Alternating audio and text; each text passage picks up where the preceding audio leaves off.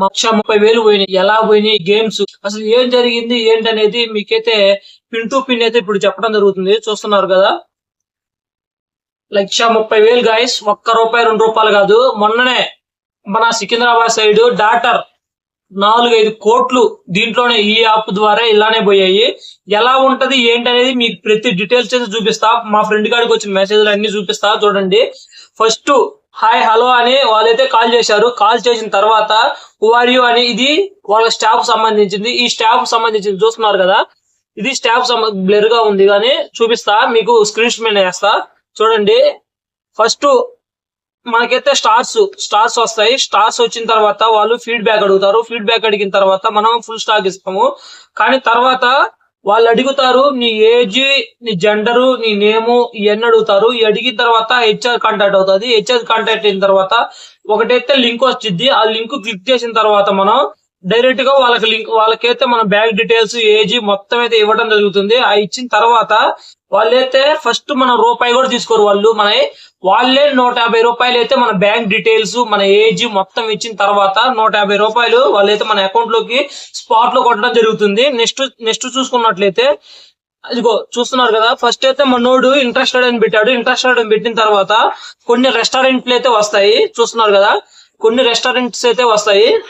కొన్ని రెస్టారెంట్ వచ్చిన తర్వాత ఇంకా మనకు ఫీడ్బ్యాక్ అడుగుతారు. ఫీడ్బ్యాక్ అడిగిన తర్వాత వాళ్ళైతే మళ్ళీ 150 అయితే నీ అకౌంట్ లోకి వేస్తారు. నీ అకౌంట్ లోకి వేసిన తర్వాత రిసెప్షన్ అని మళ్ళీ ఒక ₹1000 మన మొత్తం 300 వస్తాయి. ఆ 300కి మళ్ళీ మనకి 500, 600 వస్తాయి. 600 వచ్చిన తర్వాత 600ని మళ్ళీ ₹1000 నీ 600 నీ మళ్ళీ 400 యాడ్ చేసి ₹1000 యాడ్ చేయమని అడుగుతారు. యాడ్ చేసిన తర్వాత మనకైతే మళ్ళీ ఈ గేమ్ ఆడమని చెప్తారు. ఆడిన తర్వాత ఒక మళ్ళీ 5,000 రావడం అయితే మన అకౌంట్ లో జరుగుతుంది. 5,000 తర్వాత మళ్ళీ 5,000కి మళ్ళీ ఒక 18,000 అయితే మన గేమ్ ఆడతాం.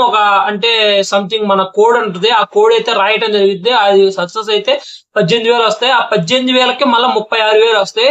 36,000కి మళ్ళీ వాళ్ళు ఏం చెప్తారంటే అది హోల్డ్ చేయడం జరిగింది. ఆ హోల్డ్ చేసిన దాన్ని మళ్ళీ మీకు రావాలంటే 50,000, 50, 36, 86,000 మీ అకౌంట్ లో నుంచి మళ్ళీ కట్టాలి అని చెప్తారు.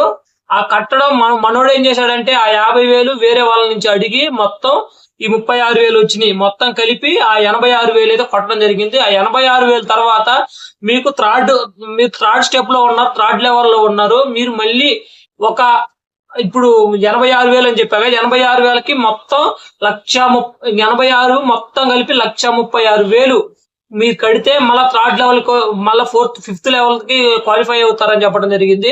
ఆ ఫిఫ్త్ మనోడు ఏం చేశాడంటే వాళ్ళ అన్నకి వాళ్ళ అమ్మకి కొంతమందికి అయితే కాల్ చేసి, హాస్టల్లో ఉండేవాడు, మొత్తానికి కాల్ చేసి మొత్తానికి ఒక 136,000 కట్టడం జరిగింది. 136,000 కట్టిన తర్వాత వాళ్ళైతే ఎటువంటి రెస్పాన్స్ ఇవ్వలేదు. ఎమ్మటే మనం ఆ పంజాగుట్టలో ఉన్న పోలీస్ స్టేషన్ కి అయితే వెళ్ళడం జరిగింది. వాళ్ళు వెళ్ళిన తర్వాత నువ్వేం చదివావు, నువ్వేందని అడిగితే ఇలా చేయకూడదమ్మా, ఇలా సైబర్ మోరగాళ్ళు మేము ఇప్పుడు చూస్తున్నారు కదా మీరు ఈ బెట్టింగ్ యాప్స్ ఇవన్నీ మేము ఆపుతున్నాం, కానీ మీలాంటి వాళ్ళు ఎందుకు యువత అసలు అర్థం చేసుకోవట్లేదు ఏంటో అని అయితే కౌన్సిలింగ్ ఇచ్చారు. తర్వాత మా ఫ్రెండ్ వాళ్ళ నాన్నగారికి అయితే కాల్ చేయడం జరిగింది. మా నాన్న ఫ్రెండ్ వాళ్ళ కామెడీ ఏం చేశాడంటే, అయ్యా నువ్వు బాయిలో దూకాకు అలాంటి విషయం అయితే చెప్పడం జరిగింది.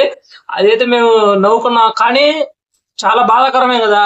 వాళ్ళ నాన్న కూడా ఎంతో బాధగా చెప్పాడు, అయ్యా నువ్వు ఏం చేసుకోవాకు, నేనే తీరుస్తాను చెప్పు అని అయితే చెప్పడం జరిగింది. సో నేను చెప్పేది ఏంటంటే, నాన్ వేసిన వీళ్ళందరూ పోరాడేది, ఇన్ఫ్లుయెన్సర్స్ అన్ని పోరాడేది మన కోసమే. సోషల్ మీడియాకి ఎంత దూరంగా ఉంటే అంత ఉచితంగా డబ్బులు వస్తున్నాయని బెట్టింగ్ యాప్స్ లేకుంటే ఇప్పుడు అసలు ఎలా బ్లైండ్ గా మనోడైతే ఎవరో చెప్పలేదు. ఫస్ట్ బ్లైండ్ గా ఏం చేశాడంటే వాళ్ళ details, IFC code, bank details మొత్తం అయితే ఒక ₹150 కోసం ఆ యాడ్ అవడం జరిగింది. యాడ్ అయిన తర్వాత వాళ్ళు ప్రాసెస్ గా వాడిని బాగా టార్గెట్ చేశారు. టార్గెట్ చేసి 136,000 మొత్తం 150,000 అయితే పోయడం జరిగింది.